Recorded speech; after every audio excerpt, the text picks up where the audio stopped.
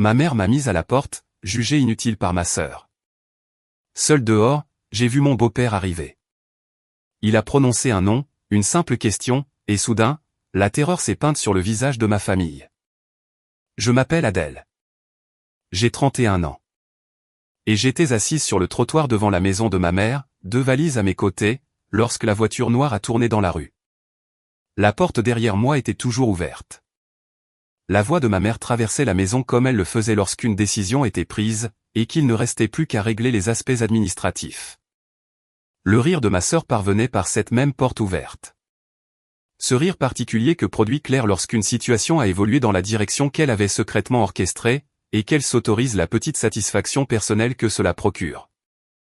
On m'avait demandé de faire mes valises 40 minutes plus tôt, sans aucune explication, sans conversation préalable, juste ces mots prononcés sur le ton que ma mère utilisait pour les choses qui étaient déjà réglées, et l'attente de ma conformité. J'avais fait 2 valises. Je n'avais pas argumenté. Ceux qui me connaissent bien ne seraient pas surpris. Ceux qui ne me connaissent pas interprètent parfois cela comme de la passivité. Ce n'est pas de la passivité. C'est la décision délibérée de quelqu'un qui comprend qu'argumenter dans un système construit autour d'un contrôle narratif ne change pas l'issue. Cela ne fait que donner aux détenteurs du récit davantage de matière pour travailler. Je n'ai pas résisté. Cela leur aurait facilité la tâche. Alors, j'ai fait mes valises. Je suis sorti.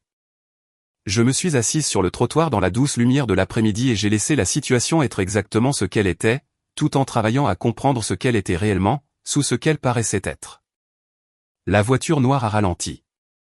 Elle n'a pas continué sa route comme une voiture qui traverse un quartier sans destination particulière. Elle a ralenti avec la décélération spécifique d'un véhicule dont le conducteur connaît l'adresse et confirme le numéro avant de s'arrêter. Elle s'est arrêtée juste devant moi. Je veux savoir qui est avec moi ce soir. Maintenant, laissez-moi vous ramener en arrière. J'ai grandi dans un foyer qui fonctionnait selon 2 systèmes d'exploitation distincts. Celui visible du monde extérieur était chaleureux, fonctionnel, capable de faire bonne impression dans les bonnes pièces et au bon moment. Celui qui opérait en interne était quelque chose que j'ai passé une grande partie de mon enfance à apprendre à décrypter sans laisser paraître que je le faisais. Ma mère, Viviane, a 63 ans. Elle s'est mariée avec Gérard lorsque j'avais 14 ans. Gérard est un homme qui a bâti une entreprise immobilière commerciale prospère sur 3 décennies, l'a vendue discrètement il y a 11 ans, et s'est depuis contenté de la vie discrète particulière de quelqu'un qui a suffisamment pour que la visibilité représente plus de risques que de bénéfices. Il est le centre financier du foyer d'une manière jamais énoncée directement mais qui n'a jamais eu besoin de l'être. Ma sœur Claire a 4 ans de moins que moi. Elle est la fille de ma mère de la manière dont certains enfants sont la fille de leurs parents. Pas seulement biologiquement, mais structurellement tissée dans la façon dont ma mère se comprenait elle-même, sa vie et ce qu'une famille était censée produire. J'ai toujours été à l'extérieur de cette structure plutôt qu'à l'intérieur. Ce n'est pas une plainte. C'est une observation, du genre que je fais depuis que j'ai l'âge d'avoir le recul nécessaire pour la formuler. Je n'étais pas sans amour. Je n'ai pas été traité avec cruauté. J'étais géré, maintenu à une distance particulière qui permettait à ma mère de m'inclure lorsque l'inclusion servait l'image et de m'exclure lorsqu'elle ne le faisait pas. Je travaille dans la comptabilité médico-légale. J'examine des documents financiers et je repère les endroits où ce que les documents montrent et ce qui s'est réellement passé se sont séparés. J'ai choisi cette profession parce que j'en faisais une version personnelle depuis environ 11 ans. Ma mère trouve ma profession dérangeante d'une manière qu'elle n'a jamais explicitée directement, mais que je peux lire dans la pause spécifique qu'elle marque lorsque le sujet est abordé en conversation. J'étais resté à la maison pendant 3 semaines avant le matin du trottoir. La raison était pratique, ma sous-location se terminant avant que mon nouveau bail ne commence. Ma mère m'a proposé la chambre d'amis avec la chaleur qu'elle utilisait lorsqu'elle avait besoin de quelque chose de ma part, ce qui a toujours été légèrement différent de la chaleur qu'elle utilisait lorsqu'elle n'en avait pas besoin. La distinction est subtile. J'y suis calibré depuis assez longtemps pour que cela ne demande aucun effort conscient de détection. Le quelque chose dont elle avait besoin n'était pas immédiatement apparent. Ce qui était apparent dans les premières 48 heures, c'est que la maison dégageait une tension qui précédait mon arrivée. Gérard et ma mère fonctionnaient avec la politesse de surface soigneuse de 2 personnes ayant eu un désaccord suffisamment important pour qu'ils aient décidé de ne pas la voir devant qui que ce soit.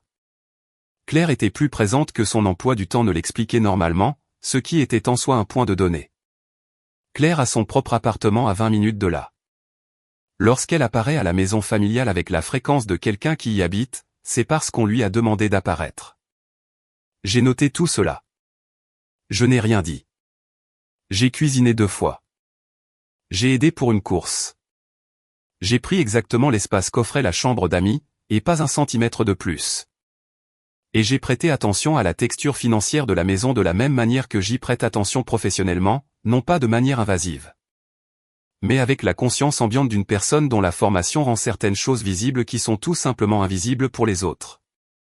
Le courrier qui arrivait était immédiatement emporté au bureau de Gérard sans être ouvert dans les espaces communs de la maison. L'appel téléphonique que ma mère a terminé lorsque je suis entré dans la cuisine avec le langage corporel spécifique de quelqu'un qui termine un appel plutôt que de le mettre en pause. Le dossier qui est apparu sur la table de la salle à manger un matin, épais, avec des intercalaires, du genre que prépare un professionnel pour une réunion, et qui avait disparu l'après-midi sans explication sur où il était allé ni ce qu'il contenait. Les détails individuels formaient une direction. Gérard avait été décrit comme étant en déplacement pendant les 4 jours précédant mon éviction. Je dis le décrive car la description et les preuves ne correspondaient pas de la manière spécifique dont les désalignements se présentent dans mon travail professionnel. Pas de manière spectaculaire, juste la petite friction entre ce que dit un enregistrement et ce que les données environnantes soutiennent. Sa voiture était absente. Cette partie était cohérente. Mais la porte du garage avait fonctionné à 23h41 mardi soir. Je connais l'heure car le bruit m'a réveillé et j'ai regardé mon téléphone avant de réaliser ce que j'entendais et je l'ai refermé dans les 4 minutes. 4 minutes, ce n'est pas la durée d'une arrivée d'un voyage. C'est la durée de quelqu'un qui récupère quelque chose, dépose quelque chose ou confirme quelque chose et part sans vouloir que la durée de sa présence soit remarquée. Je suis resté allongé dans la chambre d'amis après la fermeture de la porte du garage, et j'ai pensé au dossier sur la table de la salle à manger, celui qui était là le matin et avait disparu l'après-midi. Le lendemain matin, rien concernant l'absence de Gérard n'a été mentionné. Ma mère a fait du café. Claire est arrivée à 8h30, plutôt que son schéma d'arrivée habituel. Les deux ont eu une conversation dans la cuisine qui s'est terminée lorsque je suis descendu. J'ai fait mon café. J'ai pris mon petit déjeuner. J'ai regardé les yeux de ma sœur me suivre à travers la cuisine avec l'attention spécifique de quelqu'un qui surveille une variable dans une situation qu'elle gère.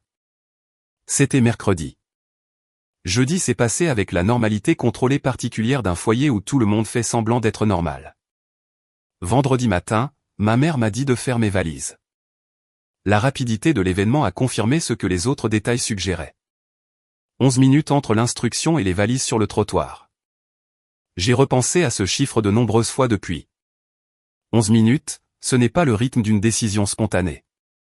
11 minutes, c'est le rythme d'un plan qui a déjà pris en compte la résistance et a été conçu pour aller plus vite que la résistance ne peut s'organiser. Claire s'était positionnée dans le salon avant que ma mère ne dise quoi que ce soit. Pas ostensiblement, juste présente comme se positionne un témoin avant le moment où il doit témoigner. Je ne l'ai remarqué qu'en rétrospective, comme on remarque la mise en scène après que la performance a déjà commencé. L'instruction de ma mère était de 7 mots. Aucune explication n'a suivi.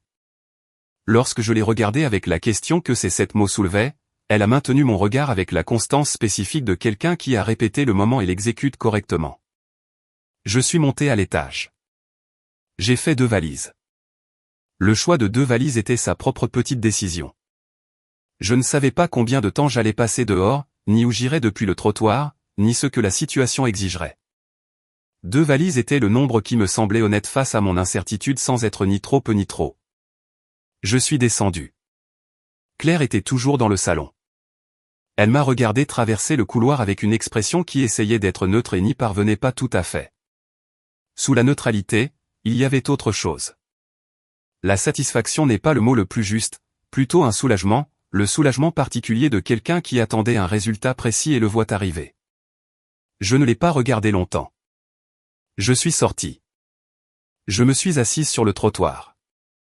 La porte est restée ouverte derrière moi. Et j'ai attendu dans cette qualité d'attente qui n'est pas passive mais analytique, que la forme de la situation devienne plus claire qu'elle ne l'était. La voiture noire est arrivée 23 minutes après le début de cette attente. Gérard en est sorti. Il était habillé comme pour des réunions professionnelles, pas pour un voyage. Il m'a regardé avec l'expression d'un homme qui s'attendait à me trouver à cet endroit précis à ce moment précis. Il a brandi une seule page. Il a dit mon nom. Puis il a demandé, « Connais-tu ce nom ?» Le nom sur le document m'était familier, non pas par conversation familiale, mais par un contexte professionnel, le genre qui revient en pleine clarté dès que le déclencheur pertinent apparaît. Derrière moi, j'ai entendu ma mère changer de respiration. La porte la cernait dans l'embrasure, et Claire était apparue à ses côtés, et le son qui a remplacé le silence calculé de Claire fut le son de quelqu'un dont la prochaine action était devenue considérablement moins certaine qu'elle ne l'était 30 secondes auparavant. Gérard me regardait. Je regardais le nom. Et j'ai compris, de la manière dont je comprends les choses qui se présentent dans les documents plutôt que dans les mots, que les 11 minutes, les 2 valises et l'architecture coordonnée de mon éviction de cette maison n'avaient rien à voir avec quelque chose d'aussi simple qu'un conflit familial. Il s'agissait d'un nom sur une page. Et quiconque avait décidé que j'avais besoin d'être dehors au moment où ce moment arrivait avait commis une erreur de calcul significative, car le nom sur ce document ne m'était pas inconnu. Et l'étrangeté était la seule condition sous laquelle leur plan fonctionnait. Gérard a dit, « Monte dans la voiture. » Pas urgemment. Pas avec le ton de quelqu'un qui gère une crise. Avec la direction tranquille de quelqu'un qui a mûrement réfléchi à la séquence de ce qui doit se passer et a déterminé que la voiture était le bon endroit pour la prochaine étape. J'ai pris l'une de mes valises. Il a pris l'autre sans qu'on le lui demande. Nous sommes montés. Le conducteur, quelqu'un que je ne reconnaissais pas, professionnel, les yeux devant lui, s'est éloigné du trottoir avant même que Gérard ne se soit complètement installé sur son siège. Ce détail, le départ avant de s'installer, le genre de chorégraphie qui existe lorsqu'une séquence a été planifiée en détail au point que chaque personne sait sa marque sans qu'on le lui dise sur le moment. J'ai regardé une dernière fois en nous éloignant. Ma mère était toujours dans l'embrasure de la porte. Claire s'était déplacée pour se tenir à ses côtés. Les deux ont regardé la voiture depuis le cadre de la porte ouverte, et ni l'une ni l'autre n'a bougé, et ni l'une ni l'autre n'a appelé. Et l'immobilité de cette image était la chose la plus dense en information que j'avais vue de toute la journée. Elle ne s'attendait pas à la voiture. C'est ce que l'immobilité confirmait. Quoi qu'elles aient prévu pour le matin, quoi que les 11 minutes d'éviction aient été conçues pour produire, une voiture noire arrivant 23 minutes plus tard et me laissant à l'intérieur, n'en faisait pas partie. Gérard regardait son téléphone, non pas avec dédain, mais au travail, lisant quelque chose avec l'attention focalisée de quelqu'un qui révise un document dont il a besoin avant qu'une conversation ne commence. J'ai attendu. Il a posé le téléphone après environ 4 minutes de conduite. Il a dit, « Que sais-tu de la fiducie de ton grand-père » Pas le père de ma mère, mais le père de sa première femme, un homme nommé Edmond Callaway, décédé 6 ans plus tôt à 84 ans, et dont le nom me disait quelque chose dans 2 contextes. Le premier était la référence familiale, la mention occasionnelle à la périphérie des conversations sur l'histoire de Gérard avant ma mère. Le second était professionnel. C'était le nom sur le document, Edmond Callaway. J'avais rencontré ce nom 18 mois plus tôt dans un dossier que j'avais examiné lors d'une mission d'audit de routine qui avait effleuré une structure de détention liée à une fiducie immobilière. Le lien était périphérique au travail que je faisais et je l'avais noté avant de passer à autre chose. J'avais classé le nom correctement. J'ai dit cela à Gérard. Il a écouté sans interrompre, ce qui était une qualité que j'avais toujours respectée chez lui. Il laissait l'information arriver dans son intégralité avant d'y répondre. Puis il a dit, « Alors tu comprends plus ce que je vais te montrer que ta mère ne le croit. » Il a ouvert le dossier qu'il avait sorti de la poche documentaire de la voiture. Il a posé une seule page sur le siège entre nous. La fiducie familiale Edmond Callaway avait été établie en 1987.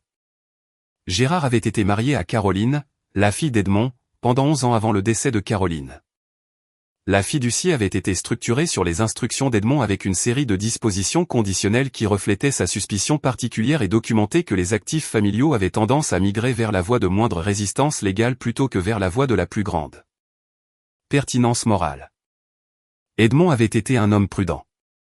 La fiducie reflétait que l'actif principal était un portefeuille immobilier détenu dans la structure de la fiducie, générant des revenus qui avaient été gérés par une série d'entités imbriquées pendant 20 ans. Les revenus étaient substantiels. Le portefeuille s'était apprécié d'une manière qu'une évaluation de 1987 n'aurait pas prédite. Gérard avait été nommé trustee au décès d'Edmond, non pas comme bénéficiaire, mais comme administrateur avec des obligations fiduciaires spécifiques qui ne pouvaient être dissoutes par remariage ou par le passage du temps. J'ai lu les sections pertinentes du document de fiducie que Gérard avait posé devant moi. Je les ai lues 2 fois. Puis j'ai trouvé la disposition qui expliquait les 11 minutes, les 2 valises et le nom sur la page.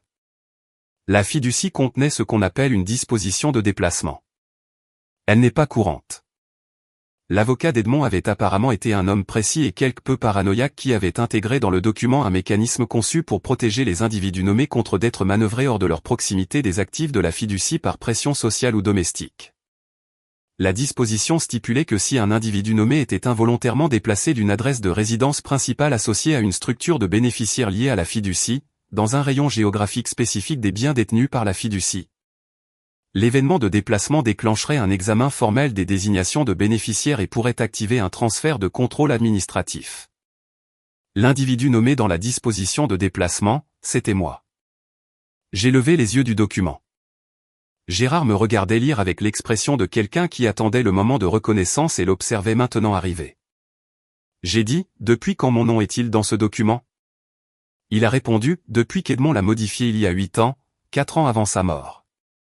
Il y a 8 ans, j'avais 23 ans. J'avais rencontré Gérard une seule fois à ce moment-là, brièvement, lors d'un dîner que ma mère avait organisé alors qu'elle et Gérard étaient encore au début de leur relation. J'étais à l'université. J'avais été insignifiante lors de cette rencontre, à tous égards. J'ai demandé, pourquoi? Gérard a dit, parce qu'Edmond faisait sa diligence raisonnable sur toutes les personnes connectées à celles auxquelles il était connecté. C'était ce genre d'homme. Il vous regardait et il voyait quelque chose qu'il considérait digne de protection. J'ai dit, il ne me connaissait pas. Gérard a dit qu'il savait ce que j'étudiais. Il connaissait mon dossier académique. Il savait que je poursuivais une carrière en comptabilité médico-légale. Il m'a dit à un moment donné que la chose la plus précieuse qu'une fiducie puisse avoir est un bénéficiaire qui comprend les documents. Une pause. Il a mis votre nom comme bénéficiaire administratif secondaire avec un intérêt dormant. L'intérêt ne deviendrait actif que dans des conditions spécifiques. J'ai dit la disposition de déplacement. Gérard a dit oui. J'ai regardé à nouveau le document. Les conditions spécifiques exigeaient que le déplacement soit involontaire, documenté et témoigné. Involontaire a été satisfait par l'instruction de ma mère et ma conformité sans argument. Documenté a été satisfait par le fait que j'étais parti avec des valises en plein jour d'un foyer où j'étais une résidente temporaire enregistrée. Témoigné a été satisfait par la présence d'une tierce partie qui pourrait attester des circonstances. Le conducteur. J'ai regardé l'arrière de la tête du conducteur. Gérard a dit, c'est un huissier de justice. Il est avec nous depuis 8 heures ce matin. La voiture n'était pas arrivée par hasard. Gérard savait que l'éviction allait arriver. Il avait positionné un témoin. Il était arrivé au moment précis où les conditions de la disposition de déplacement avaient été remplies et pouvaient être documentées en présence de quelqu'un qualifié pour en attester. J'ai dit, tu savais qu'elles allaient faire ça. Gérard a répondu, je le suspectais. Lorsque j'ai vu les documents qu'elles essayaient d'accéder, j'ai compris ce qu'elles tentaient. Ta mère et Claire avaient trouvé une référence à ton nom dans la fiducie via un dépôt qui est passé par le bureau de l'avocat de la succession. Elles n'avaient pas le document complet. Elles avaient assez pour comprendre que ta présence dans le foyer était liée à quelque chose qu'elles ne voulaient pas lier. J'ai dit qu'elles pensaient qu'en me retirant, cela résoudrait le problème. Gérard a dit qu'elle pensait que si j'étais hors du foyer avant que quelqu'un ne fasse officiellement le lien, la disposition de déplacement serait inopérante. Elle ne comprenait pas toute la mécanique. J'ai dit parce qu'elle n'avait pas le document complet. Gérard a dit parce qu'elles avaient un fragment et les fragments sont dangereux précisément parce qu'ils vous donnent assez pour agir sans assez pour agir correctement. Nous avons conduit pendant encore 20 minutes. Gérard m'a expliqué la structure de manière méthodique, comme quelqu'un qui était au courant de cette information depuis plus longtemps que la matinée et qui voulait s'assurer qu'elle était transmise correctement. La fiducie détenait 4 propriétés, 3 dans la zone métropolitaine, 1 à distance. La valeur actuelle combinée était considérablement plus importante que la base de 1987. Le revenu annuel généré était un chiffre qui m'a obligé à le lire 2 fois, non pas parce que je ne pouvais pas le traiter, mais parce que je voulais être sûr que je lisais correctement le document plutôt que de projeter dessus. Je le lisais correctement. Gérard a dit, ta mère a été cosignataire de 2 des comptes de gestion, pas bénéficiaire. Une cosignataire, ce qui signifie qu'elle avait un accès opérationnel sans intérêt de propriété. Elle a retiré de ses comptes à un rythme qui dépasse le mandat opérationnel de l'accord de cosignature. J'ai demandé depuis combien de temps? Gérard a répondu, 14 mois. J'ai demandé, sait-elle que tu le sais? Gérard a répondu, elle sait que j'ai examiné les comptes. Elle ne connaît pas l'étendue complète de ce que l'examen a révélé. Le dossier que tu as vu sur la table de la salle à manger le 2e jour, c'était le résumé préliminaire de l'audit. Il a disparu parce qu'elle l'a pris, ce qui m'a montré qu'elle comprenait ce qu'il contenait. Le dossier sur la table disparut l'après-midi. Je l'avais noté sans savoir ce que c'était.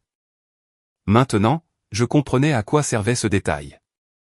Gérard a dit, quand elles ont trouvé le fragment du document de fiducie faisant référence à ton nom, elles ont pris la décision de t'écarter. Elles pensaient que si tu étais hors du foyer avant que la disposition de déplacement ne puisse être formellement invoquée, le transfert administratif n'aurait pas lieu. J'ai dit qu'elles se trompaient. Gérard a dit, la disposition se déclenche à l'événement de déplacement documenté, pas à l'invocation. Le déclencheur s'est produit sur le trottoir. L'huissier a été témoin. La documentation est complète. J'ai réfléchi à cela, le trottoir, mes 2 valises, les 11 minutes, la voiture arrivait 23 minutes plus tard. Tout cela avait été, dès l'instant où ma mère avait dit « fais tes valises », un événement juridique documenté avec des conséquences qu'elle ni Claire n'avaient compris qu'elle créait. Elles avaient essayé d'éliminer une variable. Elles avaient activé un mécanisme. J'ai demandé, que se passe-t-il maintenant? Gérard a dit, maintenant, l'avocat de la fiducie dépose la documentation de déplacement. Le processus d'examen du transfert administratif s'ouvre formellement. Votre intérêt administratif secondaire s'active et l'accès au compte que votre mère a utilisé sera gelé en attendant la finalisation de l'audit. J'ai regardé le document dans mes mains. Mon nom dans la fiducie d'Edmond Callaway, placé là par un homme qui m'avait rencontré une fois et avait vu quelque chose digne de protection, et avait construit une structure assez précise pour qu'elle survive à la pression spécifique que ma mère et ma sœur avaient exercée sur elle. J'ai pensé au rire de Claire à travers la porte ouverte, aux 7 mots de ma mère et à la constance répétée de son regard, au dossier disparu l'après-midi, à une porte de garage s'ouvrant à 23h41 un mardi soir. Tout cela était maintenant connecté, visible comme une seule structure plutôt qu'un ensemble de détails individuels. Gérard a dit, il y a encore une chose que tu dois comprendre avant de repartir. Je l'ai regardé. Il a dit, le document de fiducie contient une disposition que je ne t'ai pas encore montrée. Elle se trouve dans la section qui régit ce qui arrive à l'accès du cosignataire lorsque la disposition de déplacement est activée. Il a tourné une page vers le fond du dossier. Il l'a posée sur le siège entre nous. Je l'ai lu. Je l'ai relu, et j'ai compris que ce que je tenais n'était pas seulement l'explication de tout ce qui s'était passé ces 3 dernières semaines. C'était l'explication de pourquoi tout ce qui allait se passer ensuite allait se dérouler ainsi et pourquoi ma mère, lorsqu'elle verrait enfin cette page, comprendrait que les 11 minutes n'avaient pas été l'élimination efficace d'un problème. Elles avaient été la création précise et documentée d'un problème, un problème qui portait maintenant mon nom, et pas de la manière qu'elle avait imaginée. Nous sommes retournés à la maison 2 heures plus tard, pas immédiatement. Gérard avait besoin de ces 2 heures, et moi aussi, bien que pour des raisons différentes. Il en avait besoin pour passer 2 appels.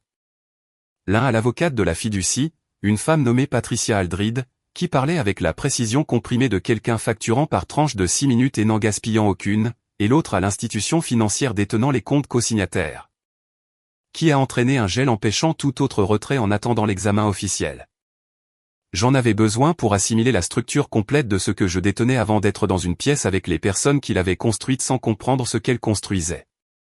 Le document que Gérard m'avait montré vers la fin de notre trajet contenait une disposition que je veux décrire avec soin car sa précision est importante.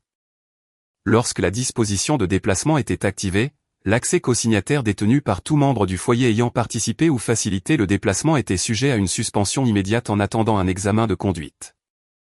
La suspension n'était pas discrétionnaire. Elle était automatique. Elle avait été rédigée dans la fiducie par Edmond Callaway avec l'intention spécifique et documentée de s'assurer que quiconque tentait d'utiliser la pression domestique pour manipuler la structure de la fiducie découvrirait que la tentative avait l'effet contraire de celui recherché. Edmond avait anticipé exactement cela.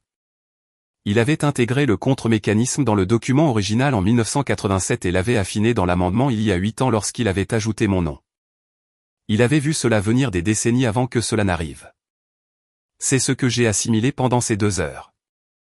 Pas de colère envers ma mère, pas de satisfaction dans l'inversion, juste la reconnaissance tranquille d'un homme que je n'avais jamais bien connu, qui avait compris, avec l'esprit structurel précis de quelqu'un qui avait passé sa vie à construire des choses destinées à durer. Que les personnes les plus susceptibles de menacer ce qu'il avait construit étaient les personnes les plus proches de lui, et qui avaient conçu en conséquence. Gérard s'est garé dans l'allée cette fois-ci, pas sur le trottoir. L'allée.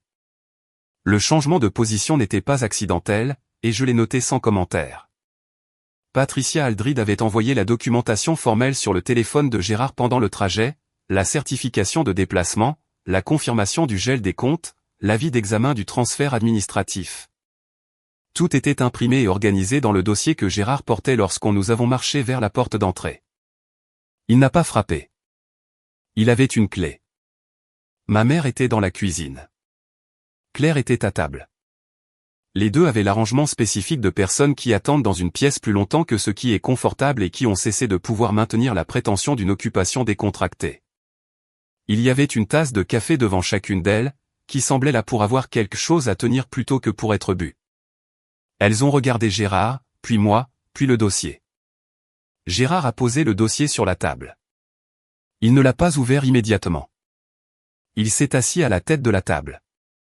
La chaise qui avait toujours été la sienne, et il a joint les mains, et il a regardé ma mère avec l'expression spécifique d'un homme qui est arrivé au bout d'une longue patience. Je me suis assise en face de Claire. Je ne l'ai pas regardée avec colère. Je l'ai regardé avec l'attention neutre de quelqu'un dans un cadre professionnel qui observe le comportement d'une partie à une situation et veut un compte-rendu précis de ce comportement. Claire a regardé le dossier. Gérard a dit, je vais expliquer ce qu'il y a ici.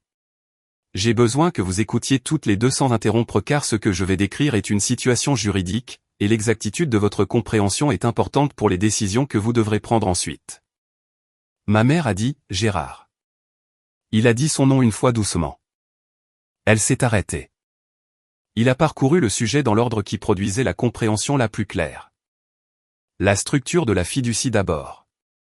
Son histoire, son but, les intentions d'Edmond. Il a décrit Edmond avec la connaissance spécifique et privée d'un homme qui avait été son gendre pendant 11 ans et qu'il avait bien compris. Edmond avait construit des choses pour durer. Il ne faisait confiance à personne sans critique. Il avait tout documenté. Puis la disposition de déplacement. Gérard a lu la section pertinente directement du document plutôt que de la paraphraser. La lire directement était le bon choix. La paraphrase permet l'interprétation. Le document ne permettait aucune. L'expression de ma mère a changé lorsqu'elle a entendu la disposition lue à voix haute, pas de manière dramatique. Le changement particulier de quelqu'un qui entend les mots exacts d'une chose qu'il n'avait comprise qu'approximativement, et découvre que la compréhension approximative avait été considérablement incomplète.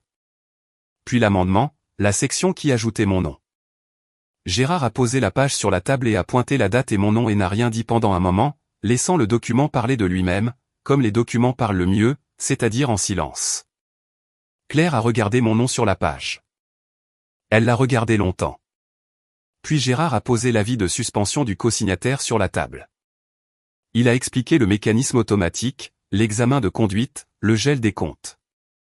Il l'a expliqué sans inflexion, sans aucun registre émotionnel qui permettrait de présenter l'information comme une attaque ou une menace plutôt que ce qu'elle était, c'est-à-dire une conséquence juridique documentée d'une action documentée. Ma mère a dit, je ne savais pas pour la disposition. Gérard a dit, je sais. Elle a dit, si j'avais su. Gérard a dit, tu aurais pris une décision différente. Je comprends que la disposition a été conçue pour une situation où les personnes qui la déclenchaient ne savaient pas qu'elle existait. La pièce était silencieuse. Claire a dit, que signifie l'examen de conduite? Gérard a dit, cela signifie que les 14 mois de retrait des comptes cosignataires sont examinés par rapport au mandat opérationnel de l'accord de cosignature. Tout ce qui est en dehors de ce mandat est sujet à récupération. Claire a dit, récupération. Gérard a dit, la fiducie récupère les fonds par tous les mécanismes juridiques nécessaires. Claire a regardé sa tasse de café. Ma mère a regardé le dossier. Aucune d'elles ne m'a regardé. Je veux décrire ce que ce silence a ressenti car je pense que c'est la partie la plus importante de l'histoire et celle la plus difficile à transmettre avec précision. Ce n'était pas triomphal. Je veux être honnête à ce sujet. Il existe une version de ce moment que les gens imaginent lorsqu'ils pensent à une situation qui se résout dans le sens de la justice après une longue période où ce n'est pas le cas. Et cette version implique quelque chose qui ressemble à une victoire, une reconnaissance chaleureuse et satisfaisante que la chose juste s'est enfin produite. Ce que j'ai ressenti était plus calme que cela. C'était plus comme être à la fin d'un long calcul et confirmer que le résultat est ce que le travail prédisait, correct, complet sans l'émotion supplémentaire que les gens attachent à la correction lorsqu'ils l'espéraient. Ma mère avait pris des décisions à partir d'une compréhension limitée de la structure dans laquelle elle opérait. Elle avait vu un fragment et avait agi dessus. L'action avait activé la structure complète, qui était plus grande et plus précisément conçue que ne le suggérait le fragment.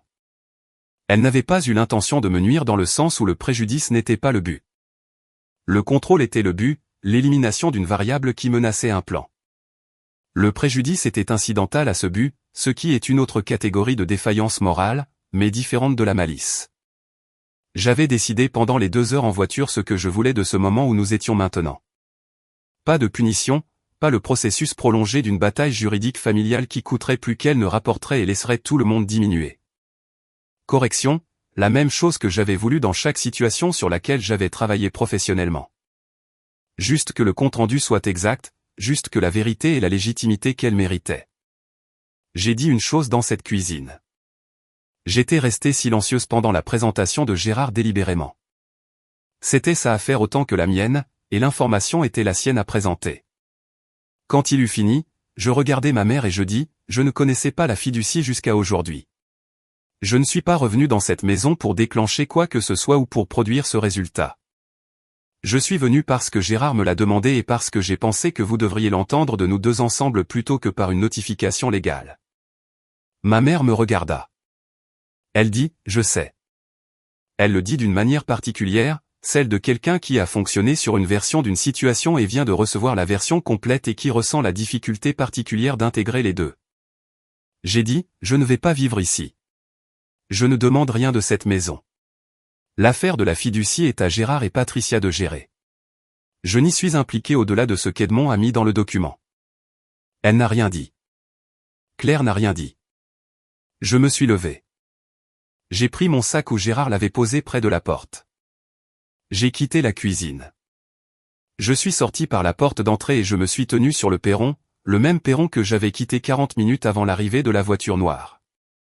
Et j'ai regardé la rue et la lumière de l'après-midi qui se propageait de la même manière oblique de novembre qu'auparavant. Et je suis resté là un moment dans le silence d'avoir dit la vérité et d'en avoir terminé. Gérard est sorti quelques minutes plus tard. Il a dit que Patricia allait gérer la procédure formelle. Il a dit que le gel des comptes resterait en place jusqu'à la finalisation de l'examen. Il a dit qu'il était désolé de la façon dont la journée s'était déroulée. Je lui ai dit que la journée s'était déroulée comme elle devait. Il a hoché la tête. Je suis monté dans une voiture. J'ai appelé une voiture pour moi et je suis parti. Voici donc ce qui s'est passé, raconté simplement. On m'a dit de faire mes valises et je l'ai fait sans argumenter. Je me suis assise sur un trottoir avec 2 valises pendant 23 minutes. Une voiture noire est arrivée et un homme que je respectais m'a remis un document portant mon nom. J'ai passé 2 heures à comprendre ce que signifiait ce nom et pourquoi il était là. Je suis retourné à la maison et je me suis assise à une table pendant que la vérité était présentée aux personnes qui l'avaient déclenchée en essayant de m'éloigner de sa proximité. Et puis je me suis tenu sur le perron et je suis parti. Je n'ai pas combattu. Je n'ai pas accusé. Je n'ai pas provoqué la confrontation vers laquelle la situation semblait se construire. Je suis simplement resté calme assez longtemps pour que la structure se révèle. Maintenant, voici ce que je veux vous laisser. Les personnes qui ont essayé de m'éloigner avaient un fragment d'information, et elles ont agi rapidement et de manière coordonnée car la rapidité leur semblait être un avantage. Ce qu'elles n'ont pas compris, c'est que la structure qu'elles essayaient de déjouer avait été construite par quelqu'un qui avait anticipé exactement ce genre de rapidité et avait conçu le contre-mécanisme en conséquence. Il y a une leçon là-dedans sur la patience, sur la différence entre agir vite sur des informations incomplètes et agir correctement sur des informations complètes. La rapidité donne l'impression de puissance. La complétude est la puissance. Deuxièmement, Edmond Callaway a mis mon nom dans un document juridique basé sur un dîner, une transcription et la manière particulière dont je poursuivais mes études. Il a vu en moi quelque chose qu'il considérait digne de protection avant que je n'ai fait quoi que ce soit pour le démontrer. Il ne me l'a pas dit. Il a juste construit la structure. C'est la forme la plus silencieuse de confiance qu'une autre personne puisse avoir en vous. Non exprimée, juste construite. Juste conçue dans quelque chose qui était censé durer. Si quelqu'un a jamais construit quelque chose autour de votre potentiel sans vous dire qu'il le faisait, une recommandation, une opportunité, une structure, une porte laissée ouverte. Je veux que vous compreniez que la chose la plus honorante que vous puissiez faire avec cela est d'être exactement ce qu'ils ont vu. Pas pour eux, pour la clarté de la chose. Je vais terminer aujourd'hui sans appel à l'action au sens traditionnel, juste ceci. Si on vous a dit explicitement ou implicitement que vous n'étiez pas nécessaire quelque part et que vous êtes parti sans argumenter parce que vous compreniez que l'argument ne ferait qu'alimenter ce qui était déjà contre vous. Et que vous êtes resté avec ce départ en vous demandant si le silence était le bon choix. Le silence était correct. La structure attendait. Elle attend toujours pour ceux qui sont destinés à la trouver.